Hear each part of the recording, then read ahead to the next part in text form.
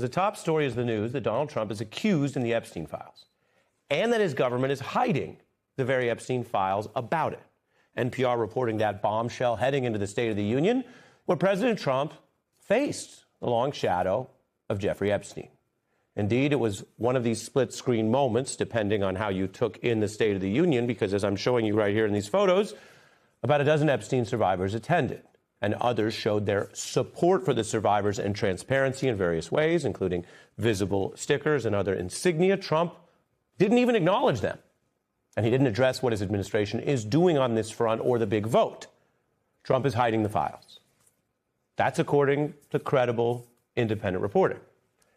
Trump is hiding the files, according to lawmakers in both parties who have actually gone in to review them, the ones that they did release. And while politicos, people who follow this and say, okay, but isn't it obvious that Donald Trump would duck the issue in his speech because it's a weakness, even if it was the longest State of the Union ever, so he had time to hit all kinds of topics? But politically, people might say, why bring up your own weakness in the speech? But think about this tonight. His refusal to address the Epstein topic is still a total reversal from his recent campaign where Donald Trump ran on Epstein justice and transparency. He told interested MAGA podcasters more than once he would release the files, get to the bottom of this. I know that some people think it is cool to sound unexcited or kind of surprised and cynically just down with everything that's happening these days, but this is, if you look at the actual facts, a total reversal. And he didn't release the files, as he told those podcasters. He spent last year fighting it.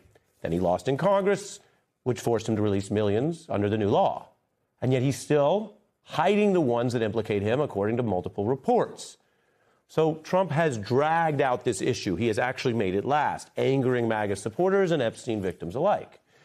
At this rate, Donald Trump's approach could ensure the Epstein issue haunts him through the rest of this year into the midterms, or maybe the rest of this last Trump term.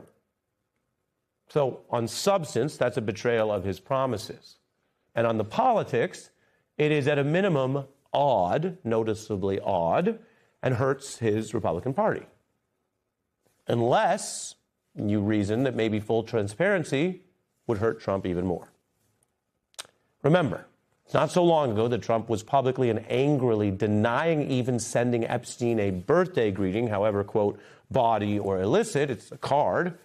He sued Fox News' sister outlet, The Journal, for even reporting that.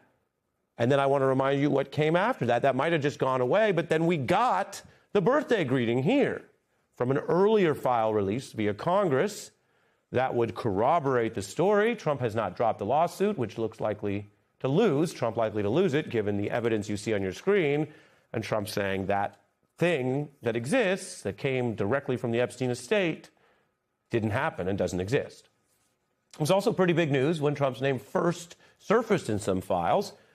But those initial reports, deemed scandalous at the time, are dwarfed by the new reports this week of a possibly illegal DOJ cover-up of these FBI interviews with an Epstein-linked Trump accuser in these files.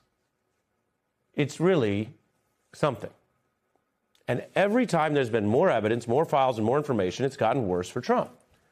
But not just Trump. We follow this story, and obviously something wrapped up with the President of the United States and what looks like an ongoing cover-up by his Justice Department is a big deal. You would start there. You often cover these stories by starting at the top. But if you've watched our coverage, we continue to journalistically report on this wherever it leads, and it has hit many other individuals. You could pull together just the action of the last few weeks, and it's a lot. Powerful people in multiple countries linked to both parties in America, losing jobs, some losing their whole companies, facing legal probes, arrests in England. We keep updating this list, and it's just one way to see part of it in one picture. Right now, I'm going to show you another way to document this. Here is some of the news and the bombshells of just the past few weeks, reported by this and other news outlets in under 2 minutes. We actually have some breaking news related to Jeffrey Epstein.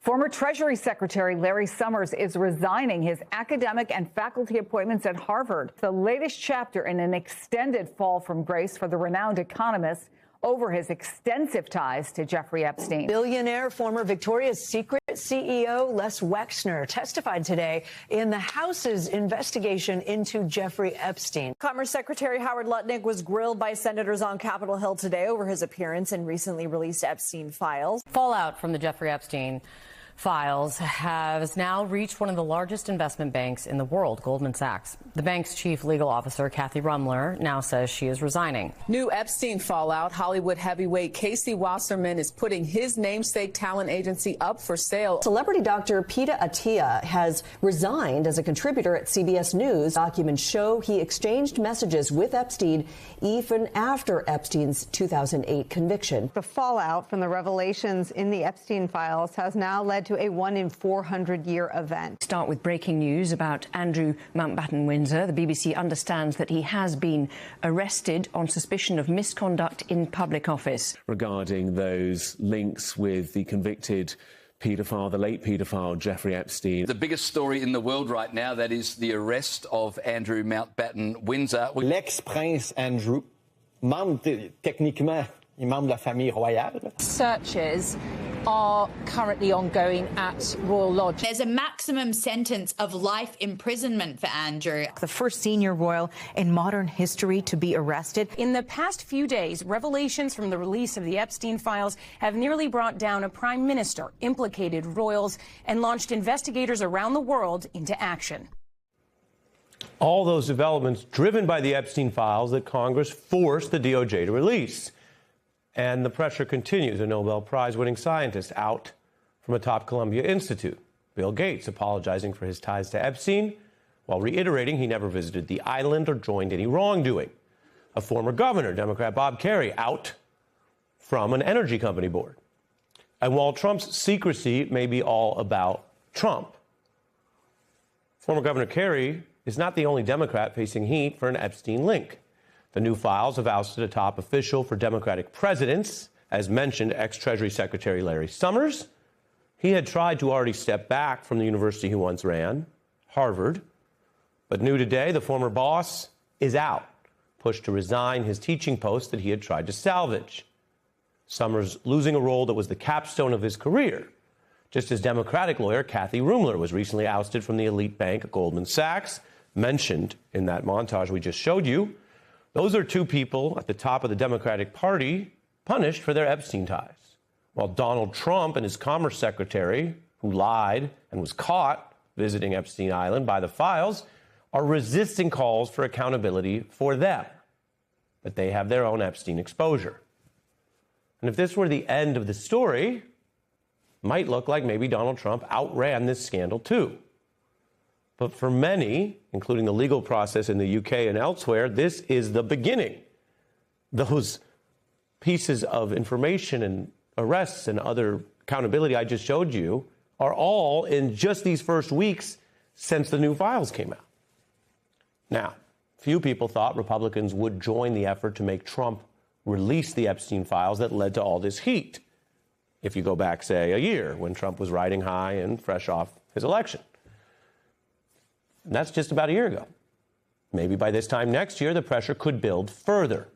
One survivor pressing the contradiction of President Trump avoiding any mention at the State of the Union of one of the most bipartisan sweeping actions Congress has actually taken in this past year. All of the survivors have been advocating for months. We did help get an act of Congress, a bipartisan vote on the Epstein Files Transparency Act. I mean, that was an accomplishment that every American could celebrate, right? That was never brought up as part of this State of the Union. You know, there were opportunities and they weren't taken, and it is noted. Trump campaigned on releasing the files. Then he famously, loudly, furiously fought against the thing he claimed to support. And then Congress made him do it anyway, and he released the files. And there was a day or two where he pretended to say he was for that in a very transparent political effort to spin the loss. Didn't really work. I think everyone knows what happened there. And the proof is in the State of the Union, because had he thought that he could continue spinning that, or if he genuinely thought this was a good thing he supported, he might mention it. It was the most bipartisan legal action the Congress took under this administration. It just happened to be against the Trump administration. He's hiding the files. Only he can explain why. And he's hiding the fact that they released some of the files because apparently he's not proud of that. This story is not going away. Not for some of the Democrats I mentioned there, who worked with President Clinton and others, and clearly not for the current president of the United States.